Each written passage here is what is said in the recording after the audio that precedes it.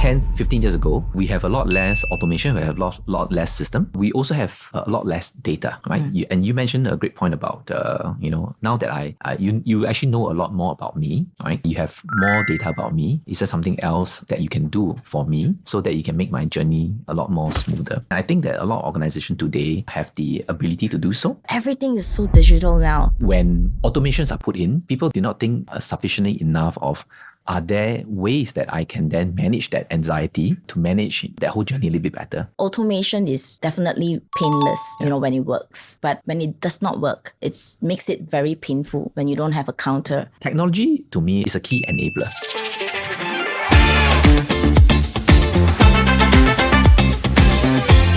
Welcome to CX Unlock, your gateway to seamless customer experience. I have here with me today Andrew Budiman to join us on our talk today and to share with us, a lot of his thoughts about customer experience. So good morning, Andrew. How are you?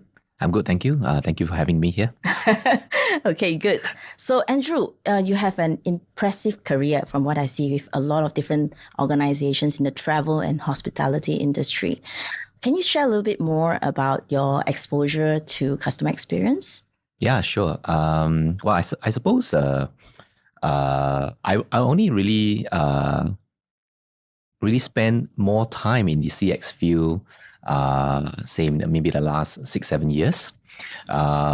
Even before I got into the this part of the industry, I spent more time in sales marketing, in other corporate functions, even in the IT field.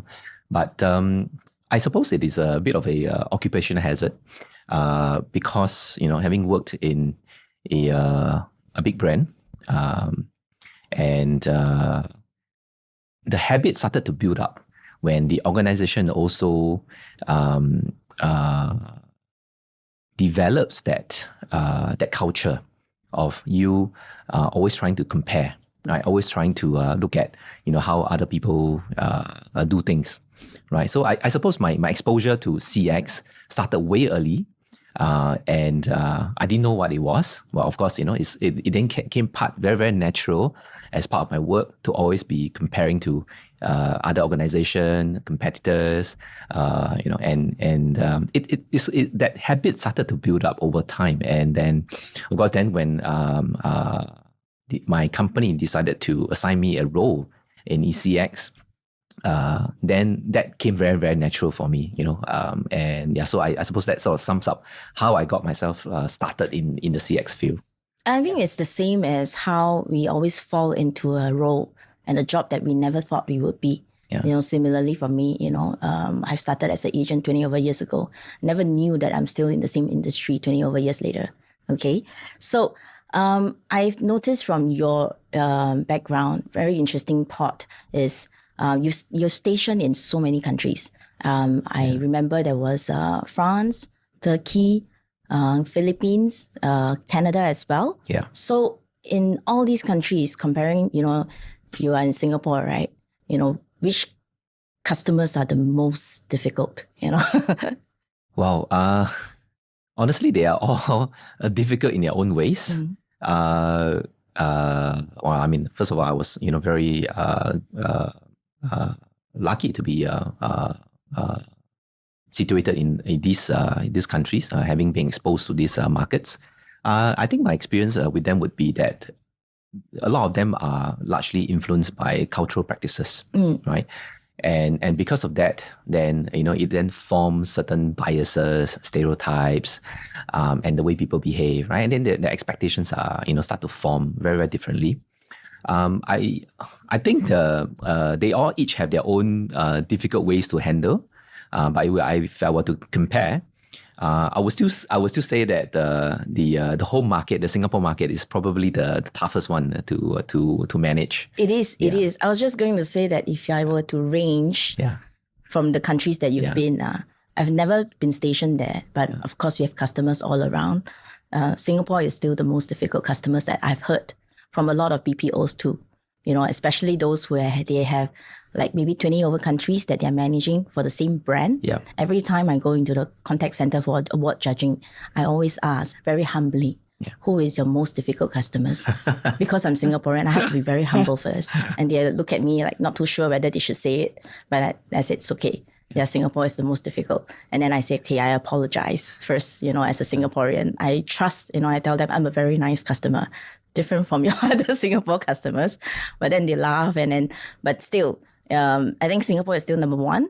Yeah. Probably in terms of culture, maybe, I don't know, but I would think that France would come in a little second, and maybe Turkey or Philippines and Canada would come in a little bit later, simply because of the culture, like you say, right. And the way they approach customer service and the way they approach folks, but it really depends on the situation, I guess. Yeah. Well, I suppose, back to the earlier point about a lot of our views on CX is shaped by cultures and what are the things that we're exposed to, and I think the difficult part with Singapore is that because the country generally has is that there is this national consideration, right? The government trying to get people to think about how do we do better and ensure that we are always competitive. So there's always this need to be the best, and I think that shapes the way we think, right? As compared to say other countries I've seen so far, you have a lot more resources, right? So there are maybe also a lot more alternatives. So I don't know. Maybe that's probably where the differences is, between the countries. And perhaps people are a lot more tolerant to various ways of handling, right? Singapore, because competitive environment, so we got to be the best, right? We got to always be the number one. So I think the expectation is there. Yeah, I thought that would probably be the way to sort of explain that. Yeah. For sure. Because I have recently been exposed to, I won't name the company, but I'll just call them Team A, okay?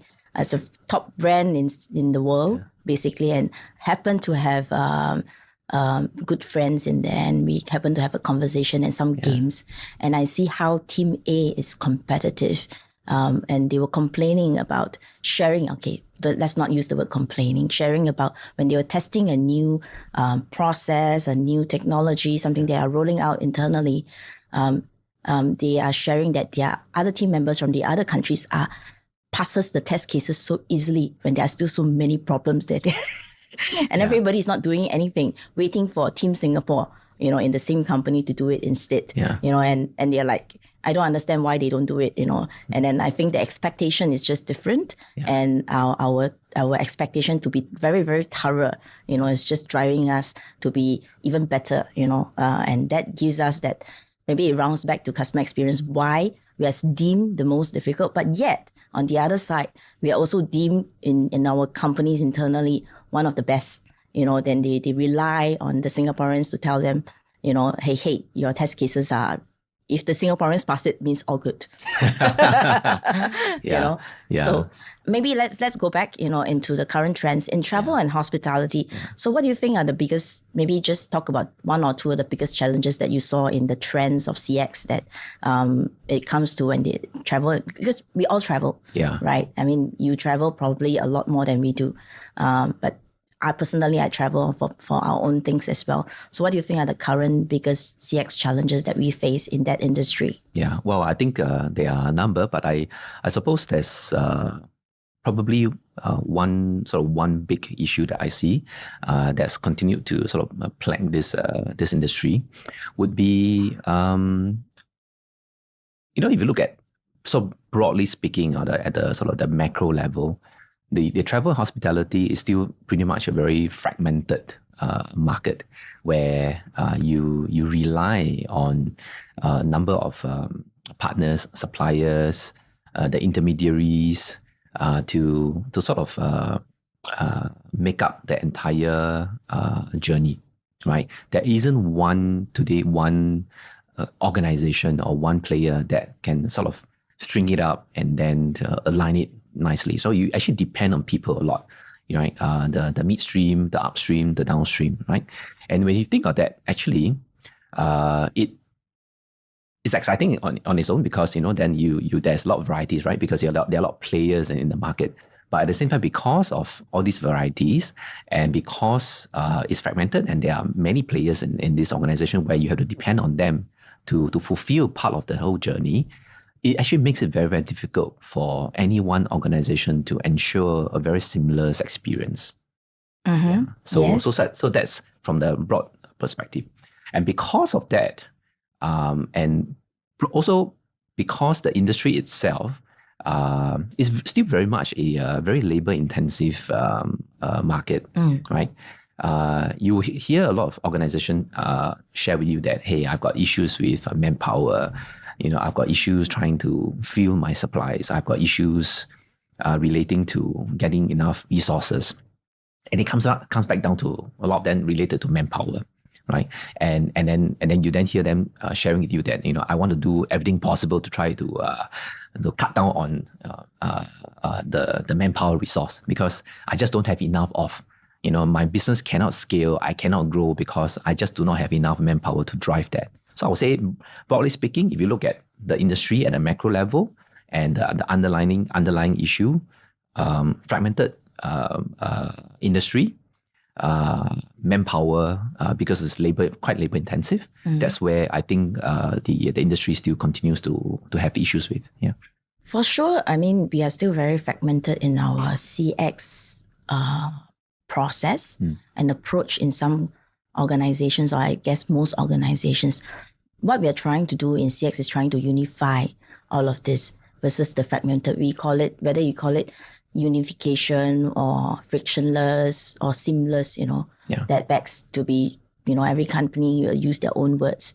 But nevertheless, it's still something that we keep saying, which is what we are trying to come in and share more and understand a little bit more where the root causes is. Yeah. And that's where I think data analytics comes in very strongly. I mean, recently I was in Indonesia and there was a travel company that was sharing with us a strategy that they were going through a campaign. They had a campaign. Yeah. And what they did was they went to segmentize, the different customers that they have. And they managed to isolate a certain specialty within the corporate environment and use service as one of the key differentiating factor between with their competitors. So that is their USP. Okay, in that sense. And they managed to do a campaign that was very, very successful. But of course, the question is how long can they keep this success before the competitors copy and paste, and do it. So that was their challenge. But they had a huge campaign, very, very unique. And they managed to use data first to segmentize and then drive a very close and very good campaign about it. And the numbers that they have was amazing. Yeah. And it is an industry where they really, really dive in, cut into looking at the cost per customer and everything else. And I was very impressed with the campaign they were driving, how they presented, and how they dive directly in and creating the want for the customer and then actually realizing it for the customer in that sense and making it so unique. A simple example I think they were sharing was that there were a lot of corporate customers, right, who wanted to, nowadays there's a lot of need. They have team building, team bonding, etc. And the requirements they have is something that not all travel agencies will be able to do. So, for example, they were sharing with us that this company itself wanted a specific brand of water, only this brand. And I don't care what you do, but you just have to give me this bottle for all my participants. Right. And they said, okay, I'll do it. As part of the service for you, if you book through your travel to me, book your accommodation through me and so on. All these little things, I'll just do it for you as part of the service. Yeah. And because of this, they gain a lot of loyalty customers and corporate customers who give them in huge numbers. And just a very simple thing. So what they did was very impressive. They started their slides with just a water bottle, a brand. And that was the story that's sold to us. And I think they are also one of the top winners as a result of that. Yes. Yeah. Because of all these simple stories or little things that they've noticed about the customer that makes the experience so seamless. And as a result, it continued the loyalty that brings back to them more and more business as they create. Yeah, well, I think this is the sort of the great thing about customer experience, right? And organization that go to the extra mile to notice little things that matters the most to the organization. So those are the things that sort of will win the hearts and minds of the organization. And I think a lot of the companies today are trying to replicate that, right? And they're trying to use technology to replicate that because they're trying to scale that, right? I want to be able to make sure that I can replicate this same experience, not just for customer A, right? But B and C and D, and I want to do it for everyone. I think as a concept, I think that's great. Every business will say, hey, I want to scale. I want to be able, to do a 1:many, right? Or even a many. I would think that the danger would be more of when you start to do that, you start to also actually commoditize the delights that you are doing for a particular customer that you have, and something that you do it and you think that it was a fantastic, a great idea, will very soon become actually very normal. Yes. Right. When you start to multiply them, over by volume.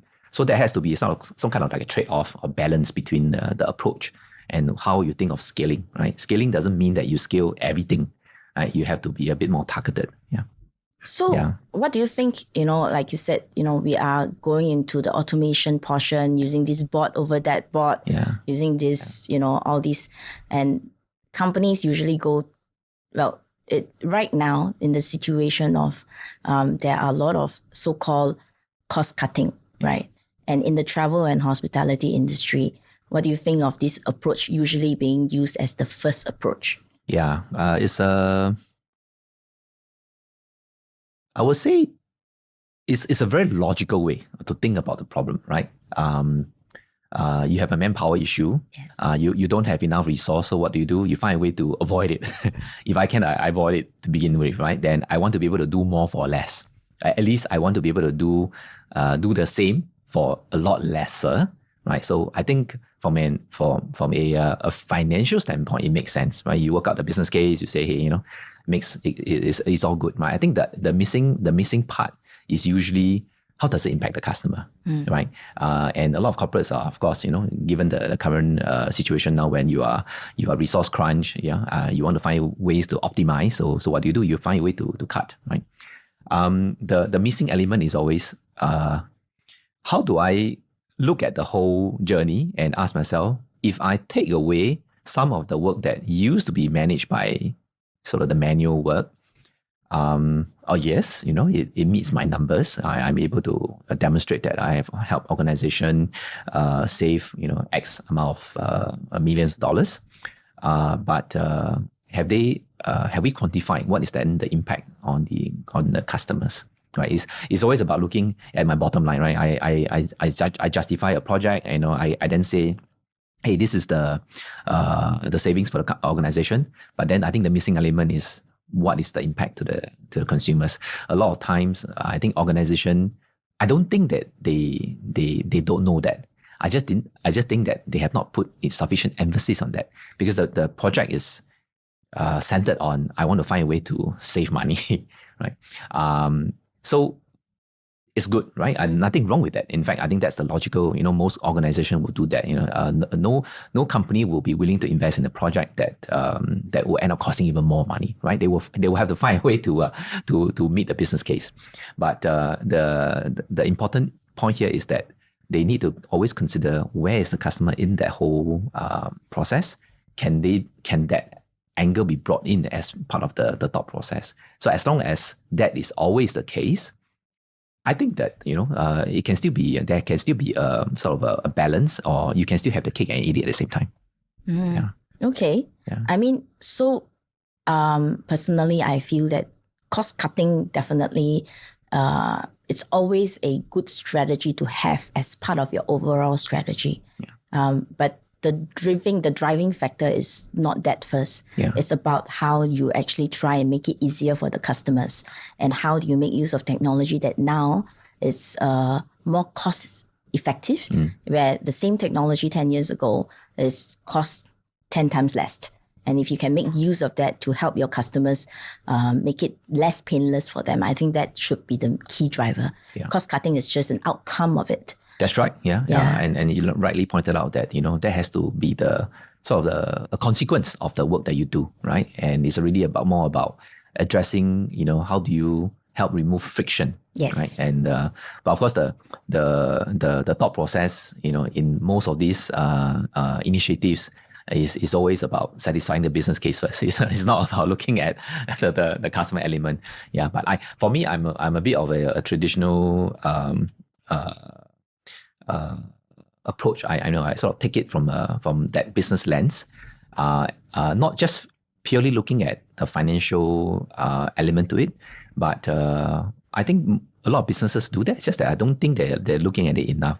When they initiate a project, right, whether it's a technology or it is about finding ways to overcome resource crunch with I don't know, AI or whatever we are trying to build today, I think the critical point is to look at our customer segment, right?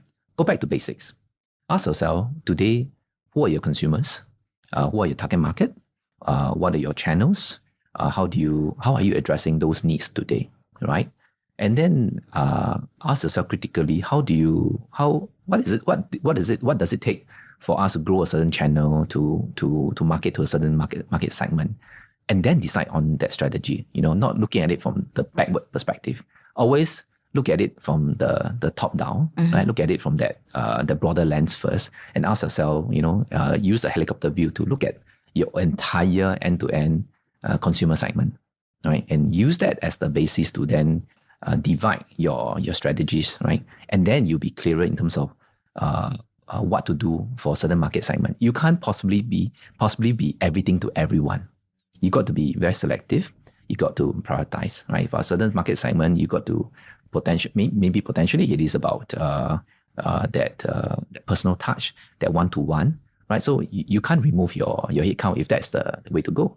But of course, then if you're talking about the mass market and the sort of the volume base, and if the strategy is to use technology to replace human, because you want to be able to scale, nothing wrong with that strategy. That's that usually always meets the business case. Then it's really about if I'm taking away certain things, right, from what I used to be able doing, can I replace that with something else? Can I add back, right? It's not always just about taking away, right? Taking away, yes, but is there anything else that you're adding to improve that the experience?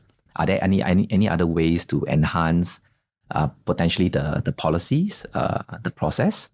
Then the customers may not then feel that you're always trying to automate so that I don't have human being to serve me, but then there are ways that there are things that you're doing that actually improve the way that you are supporting the whole product journey. Then I think that will be a great customer experience. Yeah, I think it depends on what you're driving in terms of your brand and what is your focus in your customer strategy. Like you said, segmentizing and focusing on the key one. For example, I go to a very large brand, let's say in a hotel industry, and my expectation and my comfort of choosing them is because I know they have a certain basics that, or rather a certain thing that I consider basic at a certain level. Right. And that's the reason why I am okay to pay a top dollar brand. Right. For example, I recently went to Tibet. We were in Shangri-La. The reason is that they have an oxygen room. They have an oxygen tank right inside all the rooms. Gives me that comfort. If I choose a different brand that would be cheaper, yes, probably, but don't have the comfort, I'm willing to pay over that. But on the other side, I went to another boutique hotel in Chengdu, for example. And the reason I chose is because it felt closer, to the ground a little bit, and I want to understand about the culture. I want to talk to the people, etc., who is not so westernized, if you want to say it, Yeah. you know, because if you go to Shangri-La, they'll be like, okay, here's, they talk to you in English, right? And conversation and everything is very fluent, very corporate style and so on. But when you go to a boutique hotel, they ask you, you know, how are you feeling? Are you hungry? You know, is this food okay? In a different way. And I felt that still for that brand itself, it suited them and it's very good. Yeah. And with that customized or rather personalization, I felt very comfortable in it. I'm very happy that at certain point of my expectation, I choose a different brand to experience and to add into my travel, you know, in that sense. Yeah. I mean, just sharing a little bit of how I feel. And in the airline industry, is there anything that you felt, you know, on certain parts of it that you've seen in certain experiences, whether is it on the immigration or whether is it the airline itself or certain parts of it that you felt right now it could be better, you know, managed? Yeah. Well, there's actually a lot of journeys, and then of course, I'm sure you've noticed, you know, as even, you know, Singapore, they've sort of taken the very extreme approach now, right? And all the 3 terminals, I think they are moving towards that self-service approach. And even so that the airline is imposing that, right? You see all the kiosks everywhere. You got to learn to tag your own luggage, check it in yourself, right? And so I think they only have a couple of dedicated counters to serve the premium market, and then the rest of the market they expect you to do that. Yeah. Likewise, right? Passing through the whole CIQ process, right? You see more and more of the passport control, automated through the machines, and you do it yourself. And like it or not, that's going to be the trend. Eventually, I think the whole airport operation will be more labor light, moving into a very, very labor light. You know, only certain areas where they still invest that manpower resource. I suppose that whole thought process is great actually, right? Because they are actually addressing quite a big proportion of consumers that actually can self-service. They don't mind it. Yeah, in fact they feel empowered to do it themselves. Right? There are actually plenty of machines around, and they can skip the queue. Technically, they can skip the queue. They don't have to go and follow the whole long tail of queue behind, and they actually feel powered because they can take control of what they want. I think the point here is not about selling to the customer that I'm trying to cut the costs. I'm trying to get everything do it yourself, right? It's more about conditioning and selling the message that actually you're in control of the time now, right? You check in. You can come in a little bit even now, a little bit later. You don't have to rush. You know, you don't have to. You know, and because it's usually if in a historically and traditional, it's usually human man. You don't have that many counters anyway, right? And you remember earlier on I told you that a lot of the airports, airlines, they're actually facing resource crunch. So they don't have enough people to open up more counters anyway. Yeah, so they are relying on these automation to help to make up the difference. And I think consumers like it. It's really more about positioning and the messaging around you're empowered to help yourself. To manage your own time. And actually, it's actually very, very convenient to do so. There are some processes that you do that, then I think, and if you do it well, I think it's a great experience. It is. Yeah. I mean, personally, I felt that when we do all this automation with the understanding that we have lower labor resources and costs as well, and how do we use them? For example, when we were traveling to a couple of countries and they were using that face biometric now more, you know, in crossing the immigration. In one way, it was less painful, yes. But at the beginning, it was extremely painful because the instructions given by the immigrations was very confusing. Yeah. In fact, it gave me a little bit of anxiety And I would have felt more comfortable if I had a very clear option to go to the manual counters. But they were stopping me from the manual counters. In fact, at one of the airport I went, I was stopped and said, okay, you are Singapore passport, so you have to go to the automation. Right. And I'm like, okay, I tried. It rejected me. So I'm like, okay, it rejected me. Can I go to another counter? They're like, no.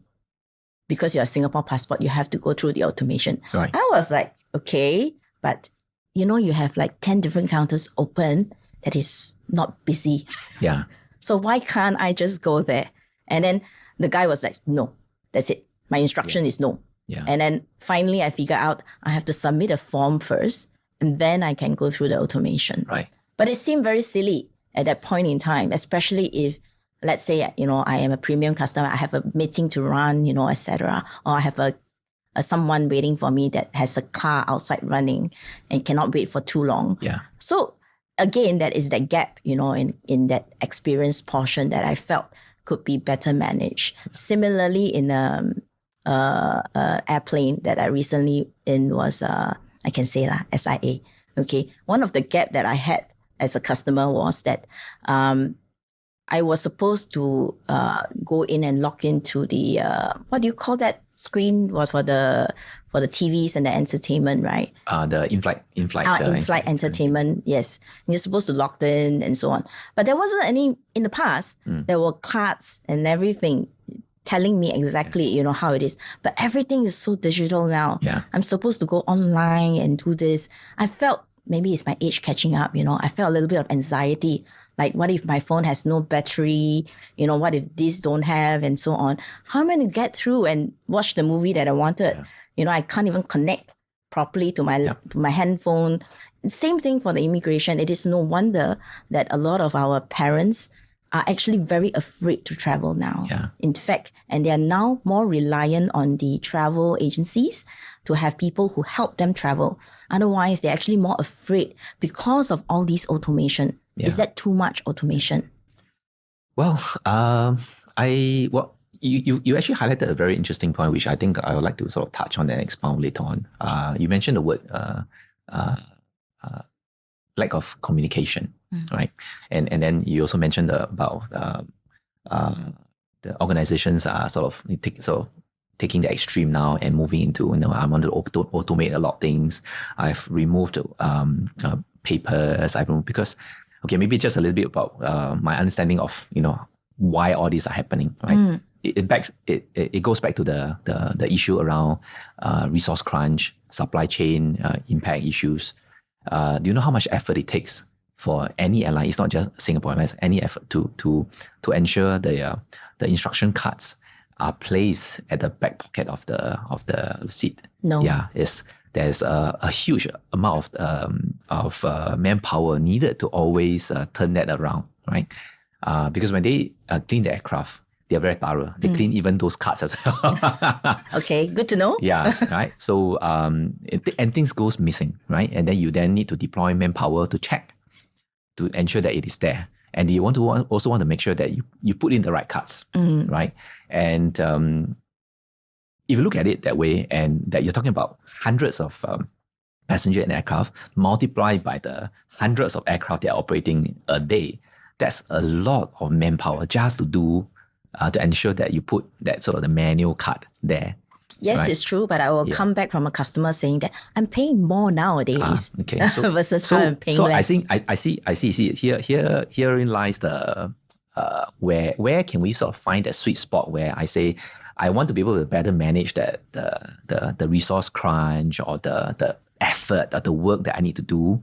And then I want to take that anxiety away. I want to reduce the anxiety from the consumer perspective where, I don't have enough. No one tells me that I need to do that or give me enough instruction of what, and the experience that you face with the passport control over, that, certain passports, you're not allowed to go use a certain channel, right? So it boils down to communication, right? I've shared in several of other instances where, technology to me is a key enabler, right? Don't ever think of it as the sort of the unique differentiating factor. It is only there to help you differentiate yourself, right? Differentiate your product, differentiate your company. Three most important elements that I always remind anyone that I speak with when it comes to CX. It is about policies, it's about processes, it's about the last point is always about communication, right? And they all going together. You cannot deploy and improve a technology without considering the policies, process, or communication. A lot of organizations do that. They use technology as a way to make up, right? Make up for potentially maybe a very poorly constructed policy, a very poorly designed process, or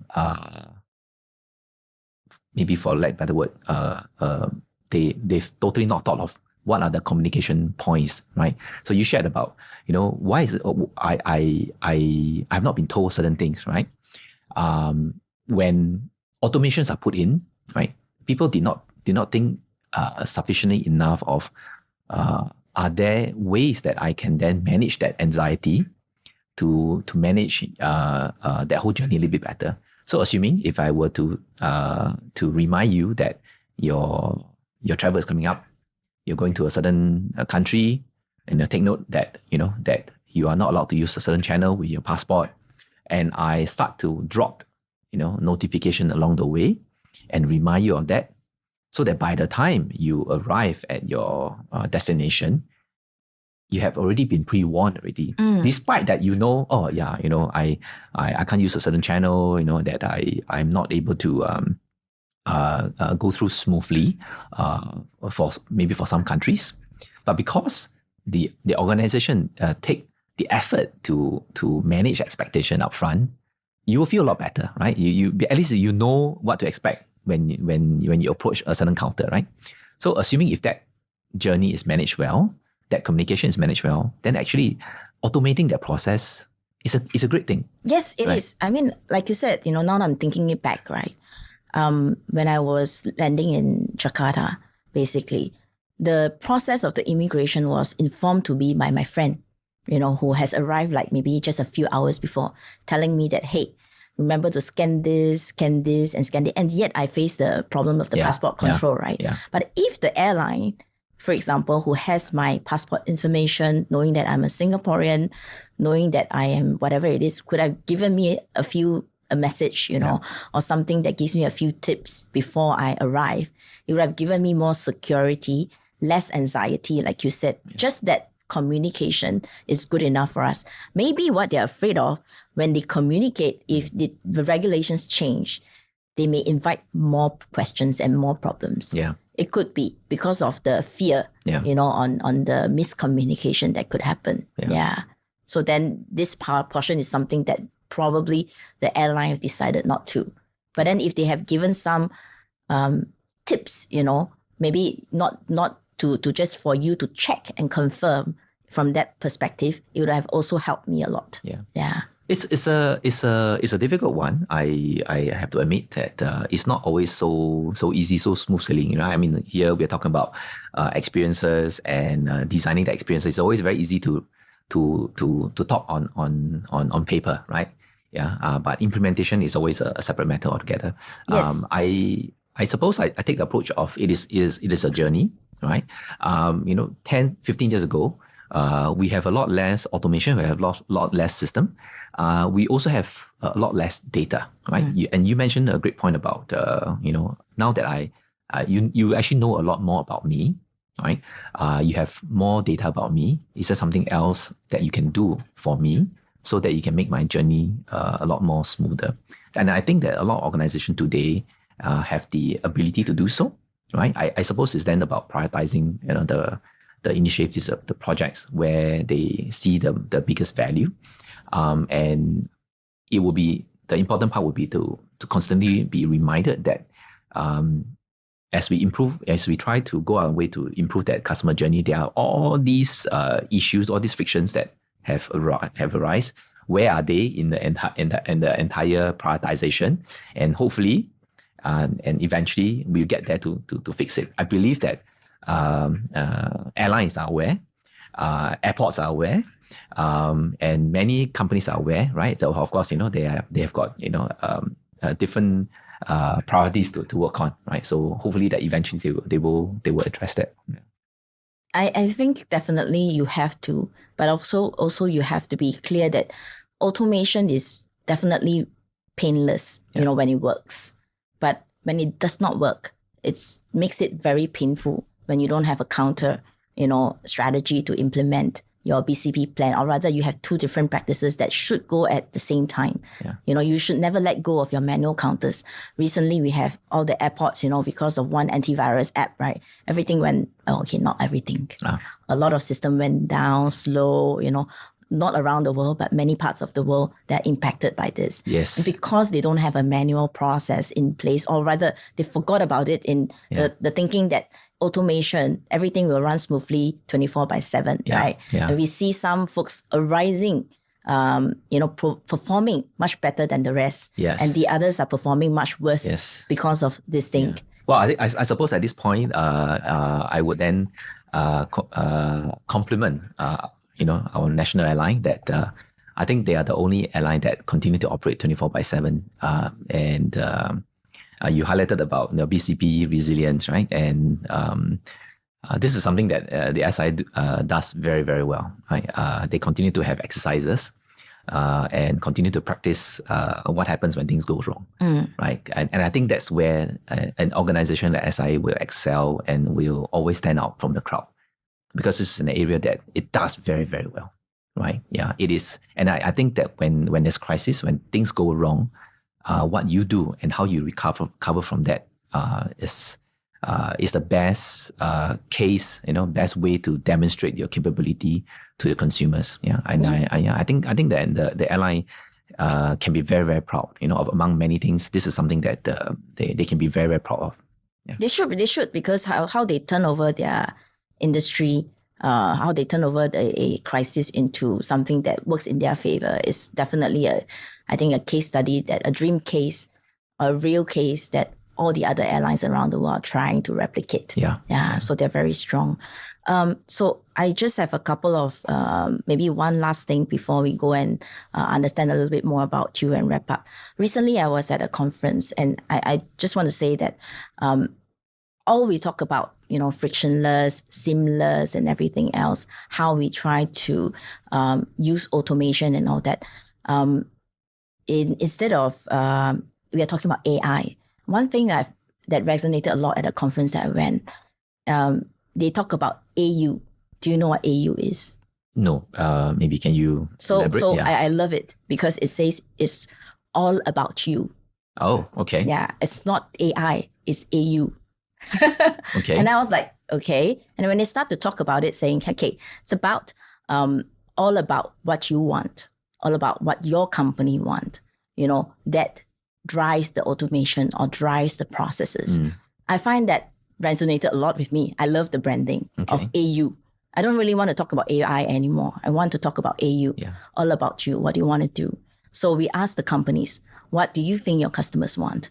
Or rather, ask your customers, what do they want? Yeah. Probably, if somebody use this idea, I want some property as an IP rights to it. Basically, run a campaign with your customers. Ask them, what do you want? Ask them for ideas. What do you actually want from us? What can we do more for you? Or what actually is do you want more communication, less communication? Different segments of customers may want different things. Yeah. And then we run a campaign about it and try it out. And it keep changing anyway because your needs are changing. Right. Every time we are doing all these persona and all these journeys, mapping, thinking that, this is what the customers want. But we sometimes forget to ask the customers, so what do you want? Yeah. I totally agree with you. Of course, coming from a consumer angle, I would certainly like all organizations to position themselves in that way, to ask that question. Although I'm always kind of very conflicted given my corporate background. I think it takes a very, very enlightened CEO to do something like that, because end of the day, organization exists. Yes, they provide a service, but they're here to run a for-profit organization.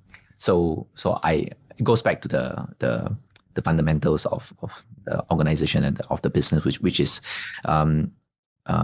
sell a great product, right? Understand your consumers, and you can't be everything to everybody, right? Know how to market segment. What are the most effective channels to distribute, to manage that whole consumer base, and ensure that that the various considerations are thought out, right? Don't use technology as a way to replace, but as a way to enhance. I think that's always that. And don't forget that the other three elements I mentioned, your policy, your process, and your communication. Always ensure that these are always the three elements as part of the entire end-to-end consideration. Then I think the entire sort of the customer journey design will be sort of very well thought out. Yeah, despite that you could still have some frictions along the way, but ensure that as part of the roadmap, then I think that there is a way forward in terms of improving the entire customer journey. Yes, I think we are all good for that, for sure. Anyway, that's we want to learn a little bit.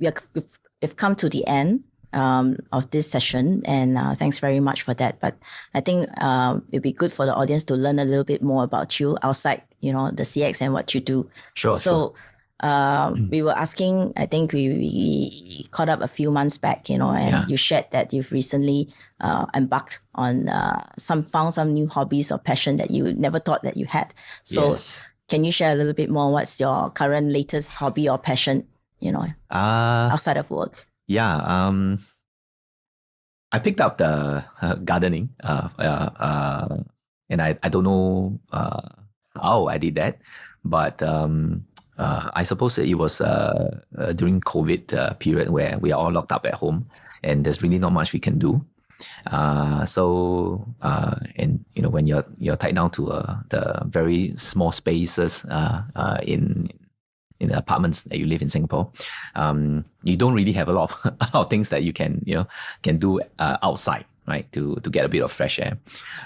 So yeah, gardening became something that I picked up along the way, and I kind of sort of reflected on why I enjoy it so much was the ability for me to experiment, and there's a lot of test and learn for me, right? And testing and learning with managing the cost of failure for me is I could imagine myself making a mistake, right? And then I can start all over again. And it's a very inexpensive process to start all over, to experiment. And I can shape my plant any way I like it. And just as long as I don't prune it down all the way to the bare bones, and then give it a couple of weeks, it will regenerate again. Yeah. So I kind of reflected that hobby with the things I do and my work. There's a lot of test and learn. There's a lot of experimenting involved. And there's a fair bit of risk taking at the same time as well. So as I picked up that hobby, I also reflected on my work and how I approach my work as well. Be willing to test and learn. Be willing to take some risks, but of course calculated, so that I can still replant, regrow again, right? So if I make any wrong step, I can still make a comeback again. Yeah. True. Yeah, I did some sort of planting during COVID as well, but I've learned along the way. And now I've realized my optimization of few plants that survive in dire circumstances when I'm not around. So I kind of trim it down to that specific few plants that will give me a positivity when it's still alive. Right. Yes. Yeah. Well, that that's really about choosing the right plant, right? And then it's about also choosing the right strategy. Which are the ones that you're most comfortable with, or you're most confident with? Yes. Those that I'm not very confident, I pass it to my father, who can have 24 by hours care and concern, So that's the strategy that I embarked on. So then talk about, if you're not in this job today, or what, all the travel and hospitality industry, if you thought about what would you want to do?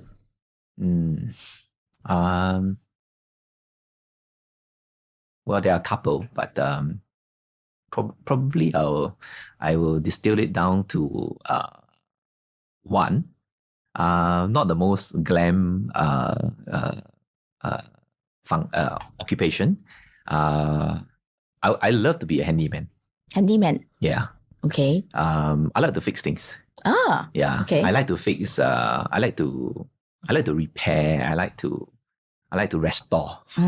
And so you give me say a chair, that's short of a leg, or that's uneven, a table that's knocked out, in some areas, or you've got some broken parts on a fan, some electronics, some lighting, any shelves that needs fixing, needs alignment, doors, plumbing.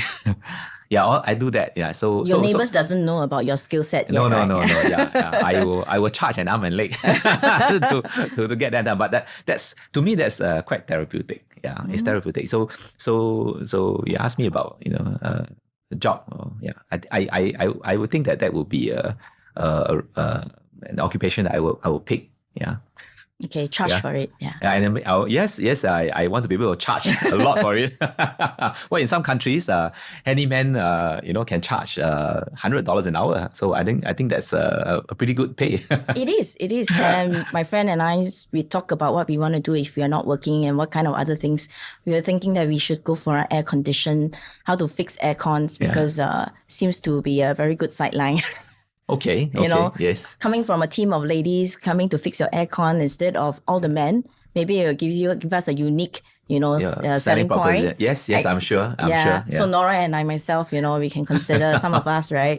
Yeah, to do that. But in any case, let's just write out with something fun. Okay. We were talking about pen qualities, right? From different places. Yeah.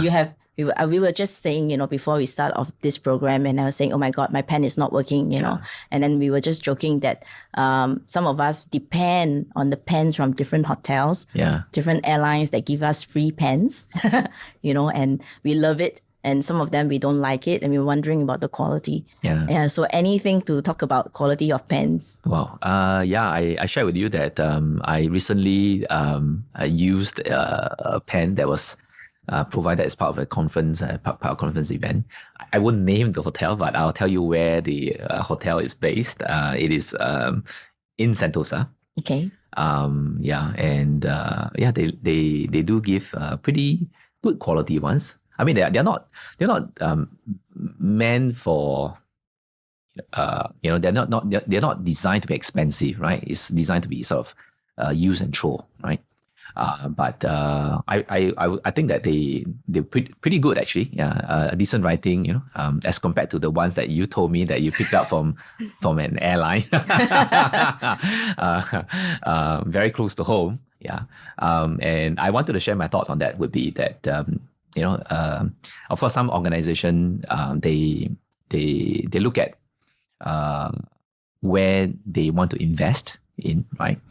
And an organization like, say, the airline that you shared with me, they want to make sure that the investment is where it matters the most, which is in the air, the service, the entertainment, the entire package, right? Maybe the F&B, right? Something like an item as small as a pen, to them is a throwaway cost. So and they are absolutely mindful about cost, right? Every single cent needs to be scrutinized.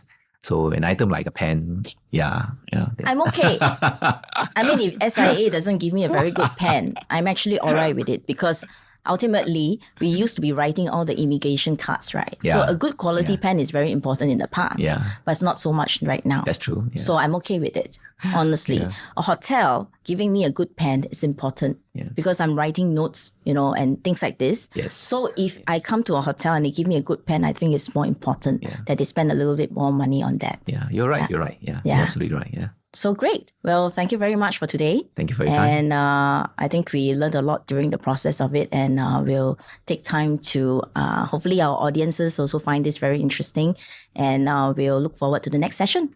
Thank you for having me. Thank you. Thank you very much for listening to CX Unlock, your gateway to seamless customer experience.